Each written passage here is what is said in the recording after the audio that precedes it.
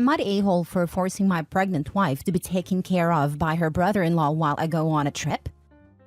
Original post. So first off, my wife and I are not in the best place right now. This is in part due to her decision to be a surrogate for sister and brother-in-law. I did not agree with this. The current issue is not about that, though it is related. I was recently promoted, and with a promotion, me and my family are invited on a retreat. It is an all-expenses-paid trip. I told my wife about the trip and she was really excited about it, and so are our kids. My wife brought up the trip with her doctor though, and was told that since she is expecting twins, she should not fly after 20 weeks. She will be 24 weeks by the time of the trip, and there is no way for us to go besides flying. The doctor said with how she is progressing, there is a chance she might have to be put in bed rest by then as well. Because of that, my wife doesn't want me to go either, since she says she'll need me here to take care of her.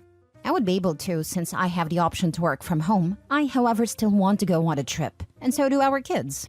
So my thinking is that, since the baby is theirs, my sister-in-law and her husband should have to be the ones to take care of my wife. I talked to them about this idea and it was not well received, because my sister-in-law and her husband do not live close by. So one of them would have to come and stay here to take care of her, which means one of them would have to take a week off from work. They apparently are scrambling to save every penny they can since they spent all their savings getting my wife pregnant, and we're not expecting twins. My sister-in-law said if I was really going to abandon my pregnant wife, they would figure it out and take care of her. However, because of the money issue, it means her husband would be the one taking care of my wife since my sister-in-law makes more money than him. It would be very detrimental to them if she took a week off, but they could make do without his paycheck if they had to. To me, it seems like a good enough solution, but wife is upset because she says I'm putting her in the uncomfortable position of being taken care of by her brother-in-law when she's in a vulnerable state. Of course, nobody's thinking he's going to do anything to her. She is just uncomfortable because he's a man, and she would rather he not look after her. Now for the top comments before reading the mini update. The issue is precisely that she is surrogating against your wishes. What was the decision-making process you went through? In situations like this, there is no compromise. One wins. But it's how you got there. That she wants you and the kids to change plans because of this suggests she won more by default than process. This was a decision that profoundly affects all of you, especially since you've been through this with your own and no pregnancy. No, her choice, her consequence. Go and enjoy yourself, and when you get back, get into marital therapy. That she doesn't see all of this suggests this one doesn't have a long shelf life otherwise. There wasn't any decision-making process that I was a part of. I was told it was none of my business. Perfect. Then taking care of her now is none of your business. Take your kids and enjoy your trip, and when you get back, rethink your whole marriage. Not a-hole. Your wife agreed to be a surrogate without you being on board with the idea? Frankly, you have much bigger problems to face than whether to go on this trip. I know. Like I said, things aren't great right now to begin with. Not a-hole. I'm sorry she just did that without even a discussion. As a female, a mom and a partner, this is awful to me.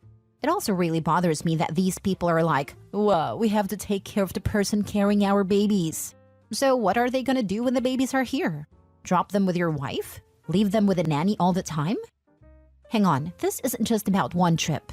If she might need to be put on bed rest at 24 weeks, doesn't that leave a whole 16 weeks that she's going to need a carer? And they think you should be doing that? Yeah, time for the wife to go live with a sister and brother-in-law. What a mess. Now for the mini update. I go offline for a bit to take care of some things and I come back to all these comments. Thank you all for helping not feel so crazy or, I don't know, alone in this. I do realize now that this is the end of the road for us. I probably should have realized that sooner. So right now, I'm just going to start preparing for that and try to make this process as easy as possible for our kids. Next story. Am I the a-hole for dumping my girlfriend who left her husband for me? I was in a friends with benefit relationship with a woman. I didn't know that she was married. She told me that they were separated.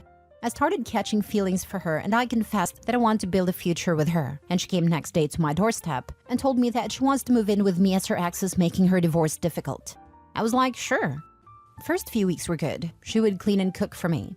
Then she started messing with my things, telling me where to put my keys, how I go out whenever I want, etc. She became irritating and eggy, so I lost feelings for her and kicked her out. She started begging me to give her another chance, that she will not bother me and how she left her husband for me. Turns out they were not separated. She was cheating on that poor sod with me. I told her to kick rocks and never contact me again. She's now spreading rumor that I love bombed her. That I somehow manipulated her into cheating with me. Her husband is not letting her get back and is going for full custody on grounds for abandonment. I don't blame him, but I do think he's overreacting, although it's none of my business. She has been harassing me in social media, blaming me for stringing her along and using her for fun. I used her for fun, as much as she used me the same. I didn't love bomb her. Am I the a-hole? Not the a-hole. You may want to make a post about how it really went down. Public embarrassment can be a way to get her to stop harassing you. I agree. At least respond with, if I had known you were still married, I never would have gone out with you or slept with you. Then block her on all platforms. Yep, tell the story that she told you she was separated and going through a divorce. In fact, post your Reddit post to her social media. Then block. I don't blame him, but I do think he's overreacting, although it's none of my business. She's spreading lies about you on social media after deceiving you as well as her husband. Yet you think her husband is someone who overreacts? Trust me, if you think you've seen the worst of her in just a short period of time, then you should take into account how much he has had to deal with after being married for a while and having kids with her. You are probably just the last straw. Consider setting the record straight on social media, as her lies could affect you negatively. Not the a-hole. Not the a-hole, but a bit crappy. She literally ditched her kids to move in with this random guy. That's abandonment. Him calling the husband filing for custody on grounds for abandonment overreacting is horrible. No, he didn't know. He does now. No, he didn't ask her to leave her kids, but saying it's overreactive is crappy. It's not overreaction. It's the definition of abandonment. Leaving your kids for nearly a month to move in with your new boyfriend is abandonment. She was cheating on her husband with you and used you when she was kicked out by her husband. Why would you give a chance to a cheater? If she did that to her husband, she will probably do the same to you. She even lied to you about her relationship with her husband. She only wants to get back together with you because she needs a place to stay. Just block her and go no contact with her. She is a troubled person and it's not your responsibility. Just learn your lesson and avoid making the same mistake in the future. Next story. Am I the a-hole for divorcing my wife after she got an abortion? My 27 male and wife 27 female have been together for 4.5 years and married for 2. We've discussed kids before marriage and both agreed that we wanted kids. A couple weeks after we got married, we started trying for a baby and she got pregnant, but was having doubts about kids at the time. We discussed it a bit and she said she didn't feel ready yet. I didn't push back and let her make the decision since she's the one who's pregnant. 3 weeks ago, she got pregnant again. I was excited, but she still wasn't sure. She said she wanted to wait a little longer, and I tried asking her for a timeline, but she just said when she feels ready, she'd let me know. I asked her if she still wants kids at all, and she gave me a non-answer where she said she doesn't know if she wants kids anymore and wouldn't elaborate. I didn't want to pressure her to do anything, but I told her that I want to have kids and that I need to rethink our relationship if this is the route she wants to go. She got the procedure and I started the divorce proceedings a few weeks later. Some of our mutuals are saying I was wrong to separate because of this, and she's called me a few times sobbing. I really want to be with her, but having kids and starting a family is really important to me, and it feels like she's been too unsure and unclear with what she wants and has been stringing me along in the process. Edit? Sorry, I should have clarified that the second time she got pregnant, we weren't actively trying because she hadn't said she's ready after the first termination. Now for the top comments. Yeah, definitely not the a-hole. This relationship ain't gonna work out. You both want different things. Just end it and move on and find someone that actually does want what you want. Her not wanting kids is okay, but what's not okay is her stringing you along with non-answers and awful communications just to keep you with her. Exactly. OP didn't force his will on her and didn't judge the choice to terminate the pregnancy. But when she couldn't be clear on a timeline, failed to communicate in addition to having the second termination, OP is right to think their future plans may not be aligned. Reddit has seen plenty of women who have been strung along until it's too late to have babies. Here he is willing to do something about it.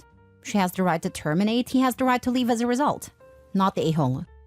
It seems she doesn't want kids but wanted to keep you. No, you're not the a-hole. Wanting kids or not is a fundamental incompatibility. Obviously you aren't compatible. How many terminations do your friends expect you to go through? Are you not allowed to feel betrayed that you entered a marriage assuming you shared common goals only to find out she lied? I question the mindset of a woman who actively tries to get pregnant and then changes her mind twice. I think it's a good thing not to have kids with someone like that. This isn't normal behavior. You're doing the right thing, not the a-hole. A friend of mine from school was adopted as a kid. It turns out his bio father was a successful lawyer/judge in California. His bio mom was a popular artist. They are both still married to each other. But they had had 3 kids and then decided 4 was too many and gave him up for adoption. Then they had another and decided to keep it. So basically it was just him they didn't want. Initially, this made him feel like crap. But then he met his bio siblings and they were all like, "Thank your lucky stars you got out of this family." It was a crazy circus. No kid wants to be unwanted. It's like you said, anyone with a wife's mindset shouldn't be a parent. Something is off about her. At least she realizes it and didn't parent a kid. Last story. Would I be the a-hole if I broke up with my boyfriend for not proposing?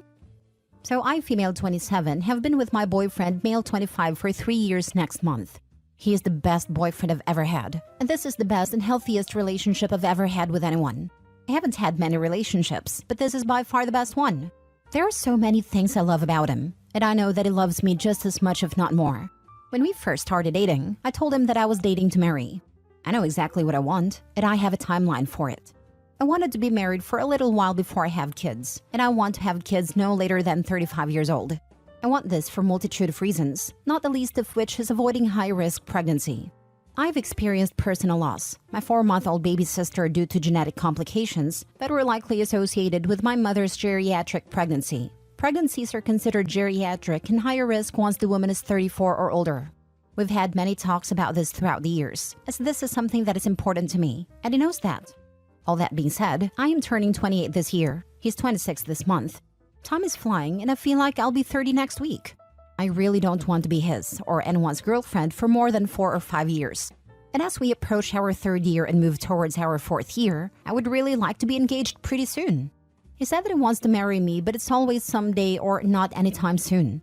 When I ask him what he sees for us in the next year or 2, he says that he wants us to be living together, which gives me hope because he knows that I have no interest in living with a significant other unless we are at least engaged. But at the same time, he also wants to move out of his parents' house and live on his own for a while before we actually live together.